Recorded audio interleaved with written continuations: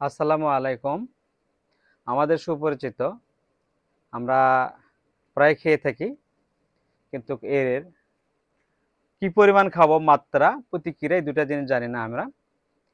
শুধু এই মাত্রা আর প্রতিক্রিয়া, এটা জরুরি আমাদের জন্য জানা।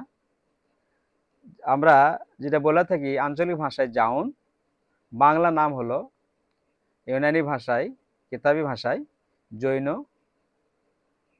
আর অনেক সময় আমরা দেখি নানকা সিরাপ, সেটা এখান থেকে তৈরি হয়। অনেক সময় আইবিএস এর ক্ষেত্রে ব্যবহার হয়। তো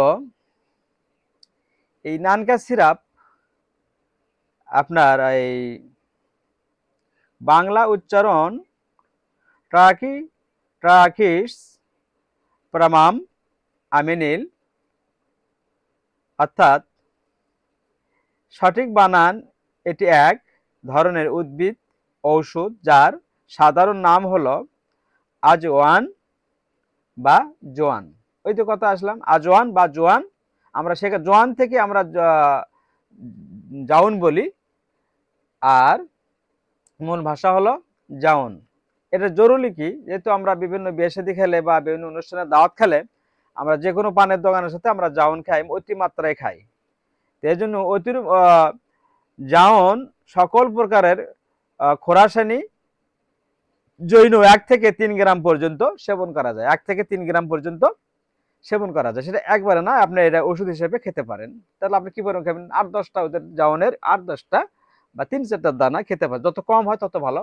বেশি খেলে প্রতিক্রিয়া, বেশি মাত্রায় খেলে আপনার ফুসফুসের ক্ষতি হয়। ফুসফুস আপনার ছিদ্র সৃষ্টি করে। ফুসফুসের আপনার উষ্ণ প্রকৃতির লোকের জন্য এটা আপনার জন্য কাশি, মাথা ব্যথা ইত্যাদি বাড়িয়ে দিতে পারে।